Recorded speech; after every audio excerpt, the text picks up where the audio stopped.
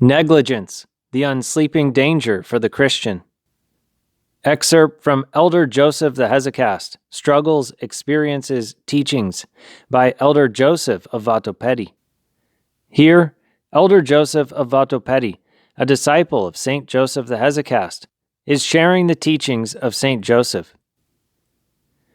Negligence is a terrible conspirator against our lives and has wronged me many times, and I never cease to regard it as our most implacable enemy. The elder's fervor in protecting us from it, and his profound experience of the crafty and intricate ways in which it confuses and entangles its victims, makes it imperative for us to say something about this enemy of ours. In the language of the Fathers, this is called listlessness, as well as negligence and sloth, which all mean the same thing, spiritual death. We shall not go into what the Fathers have said about this pestilence, except that it is included among the 8 evil thoughts as a comprehensive vice. We shall simply give helpful extracts from the Elder's experience, which are of particular use in our own generation. When we asked about the chief cause of man's failure in his spiritual purpose, he would reply that it was negligence. On one occasion I asked him how it was that the Fathers give self-esteem as the reason, and he replied, "Yes, that conspires against us too, but not all of us, only those it deceives. And again it affects only a few, because self-esteem corrupts treasures that have been amassed, while negligence does not even let you collect them. Negligence is like a drought in which nothing grows. Self-esteem damages those who have fruit, who have made some progress, whereas negligence harms everyone, because it impedes those who want to make a start. It stops those who have advanced. It does not allow the ignorant to learn.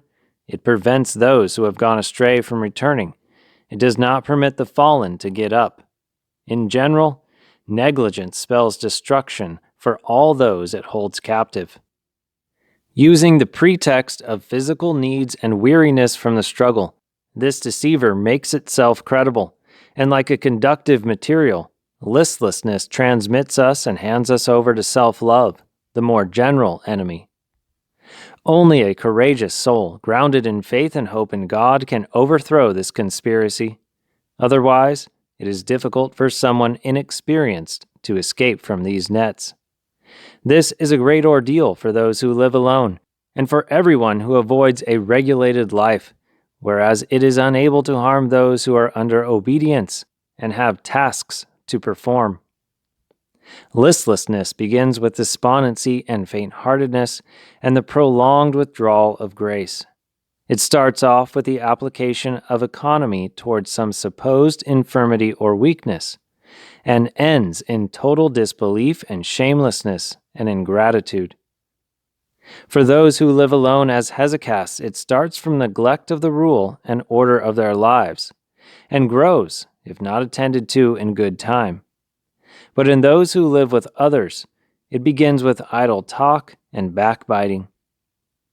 As a cure for negligence, the elder recommended eschatological meditation in ascending and descending form, reward and punishment, the kingdom of heaven and hell, and also calling to mind the honorable memory of those who have taken part in the struggle. The means of grace against negligence are prayer, tears, and faith. Again, the elder would recount many examples from the lives of earlier spiritual warriors who happened to be led astray by negligence and lost the record of spiritual progress which they had gained through great fervor and ascetic labor. The elder would say, "In my opinion, the other passions into which spiritual warriors are led astray are complications of indifference, because this erodes our attention and so opens the way to related and connected passions, and these take men captive." To wake us up in the morning, he would always shout to us, "Don't be negligent, boys, lest you fall into the hands of thieves." He even regarded a pointless occupation as negligence, because he believed that this too could lead to the same bondage. As David says, "Let not thy foot be moved, and he who keeps thee will not slumber."